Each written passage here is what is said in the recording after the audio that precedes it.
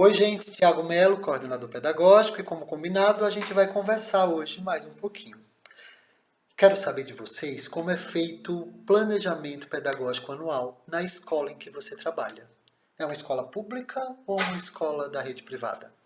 Aqui, na rede pública da cidade de São Paulo, com a orientação normativa número 1, que dispõe sobre os registros na educação infantil, ao falar sobre as modalidades de registro, o documento convida as professoras e os professores para que realizem os registros para o planejamento do trabalho pedagógico por meio das cartas de intenções. Cartas de intenções. E no vídeo de hoje é sobre isso que eu quero conversar com vocês. Espero que eu consiga contribuir para as professoras e os professores, para os coordenadores e coordenadoras, sobre as cartas de intenções. Como o nome já diz, é isso mesmo, é uma carta que fala sobre as intenções do trabalho pedagógico. Como todas as cartas, essa carta ela é endereçada a alguém. Ela tem um endereço certo. E a quem se destinam as cartas de intenções? Aos bebês e às crianças que fazem parte do grupo sob sua responsabilidade. Então, é uma carta endereçada aos bebês e às crianças do seu agrupamento. Só para os bebês e para as crianças do seu agrupamento? Não.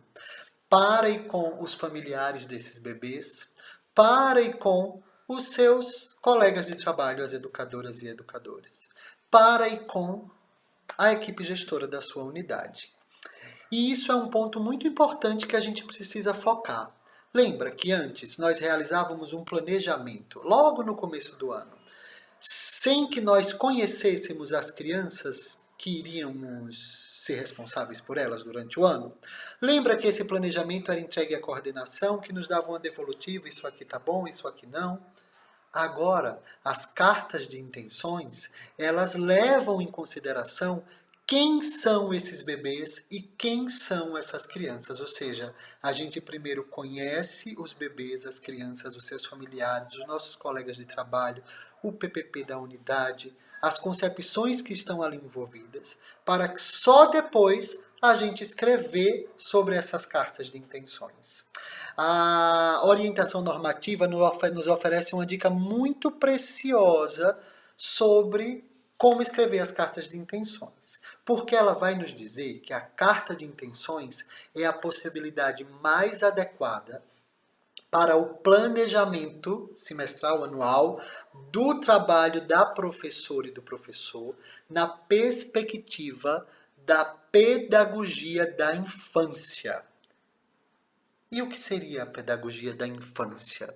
É um dos negócios mais bonitos que a gente pode conhecer.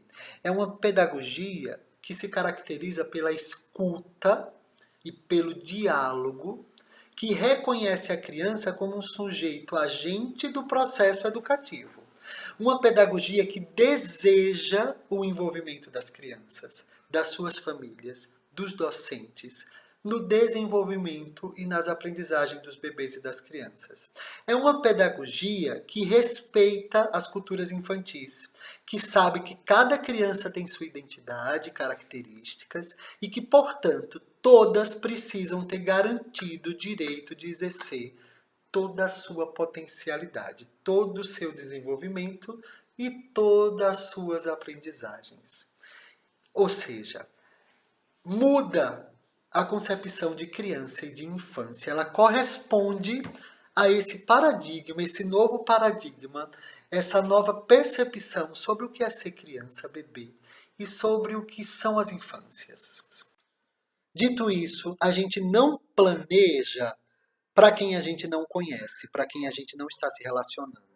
A diferença, né, o que nos deixa encantado nas cartas de intenções, é que a gente vai escrever as nossas intenções para crianças e bebês que são reais, com seus familiares, para os nossos colegas que são reais. Então, primeiro a gente conhece. E porque a gente conhece, a gente identifica e planeja, a gente tem intenções que devem estar de acordo com o PPP da unidade e com os documentos oficiais da rede que você pertence. Aqui em São Paulo nós temos os indicadores de qualidade, o currículo integrador da infância paulistana, os padrões básicos de qualidade da educação infantil, a normativa número 1 sobre registro e avaliação da educação infantil e o currículo da cidade de educação infantil. Na sua cidade, se não existe uma documentação própria, precisa conversar com o PPP e com os documentos federais. Então eu separei aqui pontos que eu acredito que devem conter na carta de intenção, que devem estar presentes na carta de intenções, tá bom? Lembrando, a carta de intenção ela é autoral. Ela só serve para esses bebês e essas crianças que vocês estão nesse ano, nesse momento. Por isso que, diferente daqueles projetos que a gente busca na internet, ela não pode ser utilizada de uma turma para outra, de um ano para outro. Os bebês e as crianças reais sempre, através da nossa escuta, nos fornecem pistas para as nossas intenções sobre esse ano. Claro, levando em consideração, como eu falei, toda a documentação. Então, como coordenador, o que eu acho que tem que ter em uma carta de intenção, o que eu acredito que tem que ter?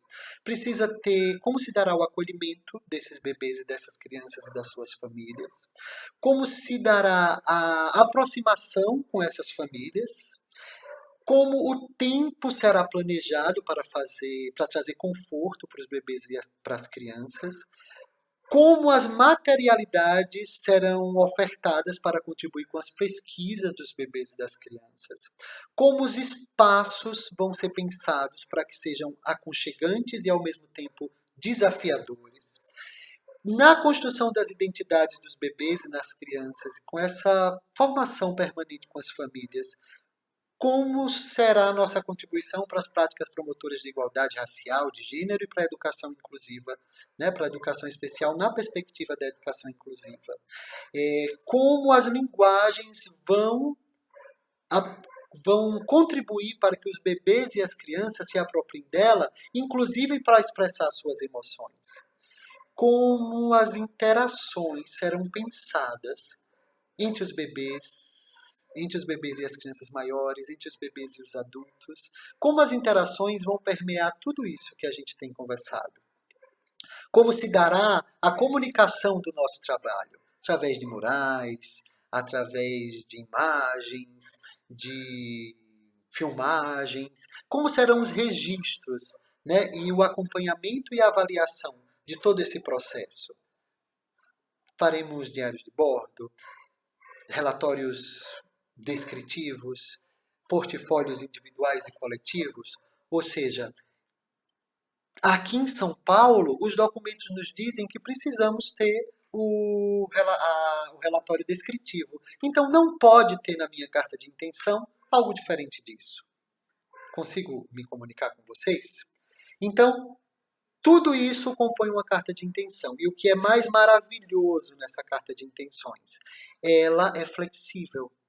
Ela pode, a gente pode identificar que o que a gente tinha de intenção já foi alcançado ou não faz sentido e replanejar o nosso percurso.